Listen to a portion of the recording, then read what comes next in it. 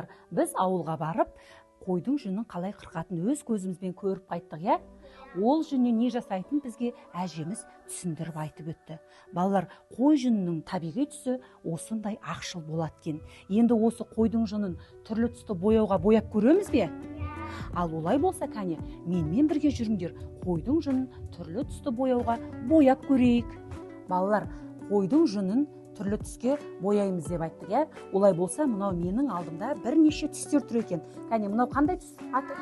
Ал мынау қандай түс? Мынау? Олай болса, осының ішінен мен қызыл түсті алып жүнді бояйық, я? Ал, кәне, мен сендерге жүнді қалай боялатын көрсетейін. Міне, бояудың жүнін мен салайын. Міне, салдым. Енді осыған мен ыстық суды үстіне құямын. Ал енді осыған мен мынау қойдың жүнін саламын. Балалар, біздің қойдың жүні бір келкі бояу үшін мынандай таяқшамен араластырып жатырмын. Енді кішкене бетін жауып қояйық. Біздің жүніміз боялсын. Балалар, біздің жүніміз боялған шығар, я? Көрейік, кәне, ашып. Ой, балалар, қараңдар, біздің жүніміз боялған екен. Енді осыны суға шайып, күн көзіне кептіреміз.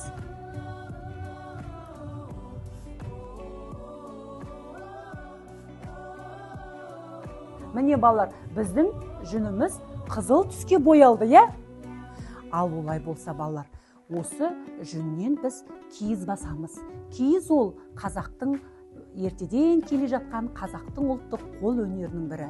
Киіз суықты өткізбейді, жылуды ұстап тұратын табиғи экологиялық таза материал.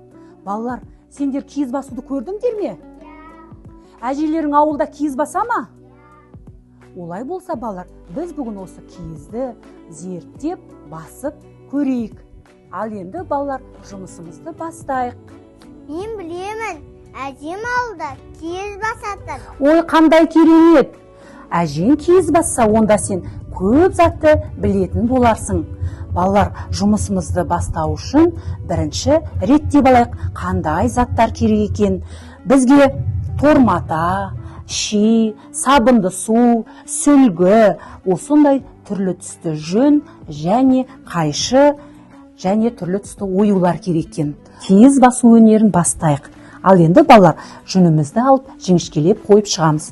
Керек мөлшерге дейін бір-біріне тақап қоямыз.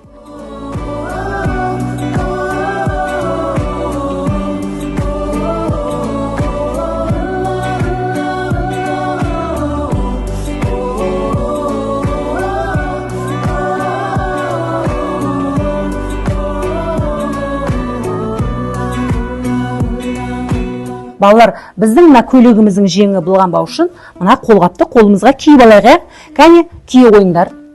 Содан кейін бетіне жұқа матаны жайып, сүлгіні сабынды суға батырып, үстінен басамыз. Ол біріктіру мақсатында жасалады. Одан кейін ораймыз, сығамыз, бойында сабын суды сорғытамыз. Енді киізімізді ою өрнекпен безендіреміз. Дәл осындай әдіспен жүннен жасалған әртүрлі оюды қиып ортасына бастырамыз. Оюды сабынды сумен басып, орап, оны қайтадан білектейміз.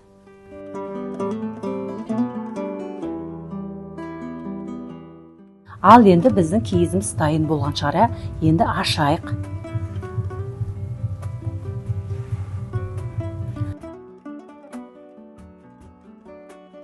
Балалар, біздің киізіміз әдемі шығыпты. Үстіндегі ою өрнекті атап шығайықшы. Жұлдызай, сенде қандай ою өрнек шықты? Менде ою өрнектен түйе табан ою шықты. Айша, сенде қандай ою өрнек шықты? Қосқар мүйіз ою өрнегі. Халиса, сенде қандай ою өрнек шықты? Тарақ ойы. Ой, жарайсың. Айша Мұхтақызы, менде күл ой шықты. Ой, жарайсың, керемет, қандай тамаша. Бүгін біз балалармен киіз басуды зерттедік. Қойдың жүнін қырқып алдық, ол жүнді жудық, тазарттық, түттік, сабадық, боядық. Соңында біздің балалар осындай әдемі киіз басты, яғни киіз басуды зерттеп біліп үйреніп шықты.